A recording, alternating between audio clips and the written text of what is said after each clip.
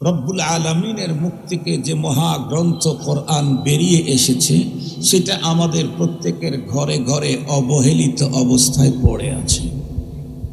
এটা আমরা আমাদের মুখে নিতে চাই না, এটা আমরা আমাদের মুখে নিতে চাই না।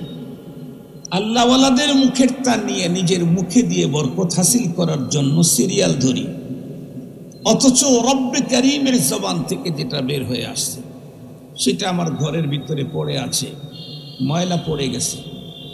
আমি ইচ্ছা করলে কন্টিনিউ রব্বে কারীমের জবান থেকে যেটা বের হয়ে আসছে সেটি আমি আমার জবানে নিতে পারি, কন্টিনিউ অল টাইম, যে কোনো মুহূর্তেই নিতে পারি।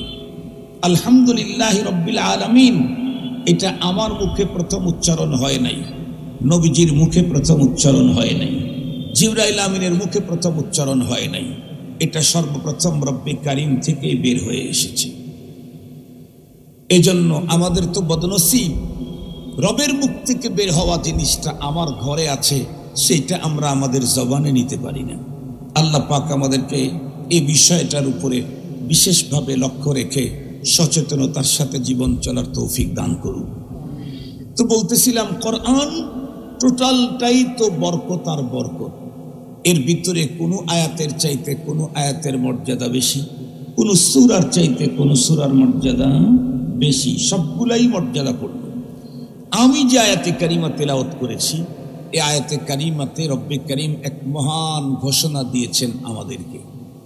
এই আয়াতে কারিমা এতই বেশি মর্যাদাপূর্ণ যে এই আয়াতে কারিমার প্রতি ঈর্ষান্বিত হয়ে একজন ইহুদি খলিফায়ে সানি হযরতে ফারুক আযম রাদিয়াল্লাহু তাআলা আনহুর কাছে এসে বললেন, ওগো আমিরুল মুমিনিন, আপনাদের ধর্মীয় গ্রন্থে রব্বুল আলামিন এমনই এক মহান ঘোষণা দিয়েছেন, যেই ঘোষণাপত্র যদি আমাদের ধর্মীয় গ্রন্থে নাজিল হইতো তাহলে এই আয়াত নাজিলের দিনটাকে আমরা ঈদের দিন বানিয়ে ফেলতাম। একটু ভালো করে কিন্তু বুঝতে হবে, কথা শুধু শুনলে হবে না, একটু বুঝতে হবে, ভাবতে হবে। একজন ইহুদি ফারুক আযম রাদিয়াল্লাহু তাআলা আনহুর কাছে এসে বলতেছেন, আপনাদের ধর্মীয় গ্রন্থে এমন এক আয়াত নাজিল হয়েছে, যেই আয়াত আর ঘোষণাটা যদি আমাদের ধর্মীয় গ্রন্থে নাজিল হইতো তাহলে ওই আয়াত নাজিলের দিনটাকে অতি আনন্দ আর আবেগের কারণে আমরা ঈদের দিন বানিয়ে ফেলতাম। এমন কথা শুনে ফারুক আযম রাদিয়াল্লাহু তাআলা আনহু ইহুদিকে উত্তর দিলেন, কি বললে তুমি? আমাদের কোরআনে যে আয়াত নাজিল হয়েছে সেটা তোমাদের ধর্মীয় গ্রন্থে নাজিল হলে তোমরা এই ঈদের দিন বানিয়ে ফেলতে। তোমরা কি জানো এই আয়াত আল্লাহ পাক কোন দিন আমাদের উপরে নাজিল করেছেন? তা কি জানো? ওই লোক অবাক হয়ে গেল। ফারুক আযম তাকে উত্তর করলেন, মিয়া, এই আয়াত তোমাদের ধর্মীয় গ্রন্থে নাজিল হলে নাজিল হওয়ার দিনটাকে ঈদের দিন বানাতে আল্লাহ পাক স্বয়ং এই আয়াতটাকে নাজিল করতে ডাবল ঈদের দিনে নাজিল করেছেন। এই দিন জুমাবার ছিল। কি বার ছিল? জুমাবার।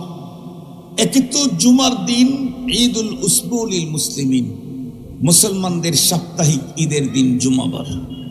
দ্বিতীয় নাম্বার, ওই দিনটা ছিল আরাফার দিন, সে আরো একটা ঈদ।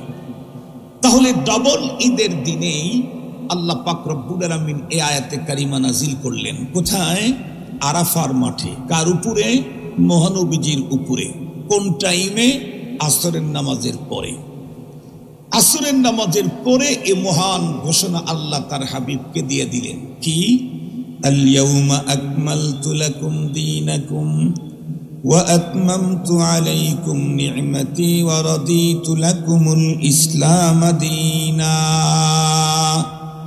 আল্লাহ বলেন, আজকের এই দিন আমি তোমাদের জন্য তোমাদের দিনকে পরিপূর্ণ করে দিলাম এবং পূর্ণতা দিলাম আমার নেয়ামতকে তোমাদের উপরে, আর মনোনীত ঘোষণা করলাম কিয়ামত পর্যন্ত দিন হিসাবে ইসলামকেই।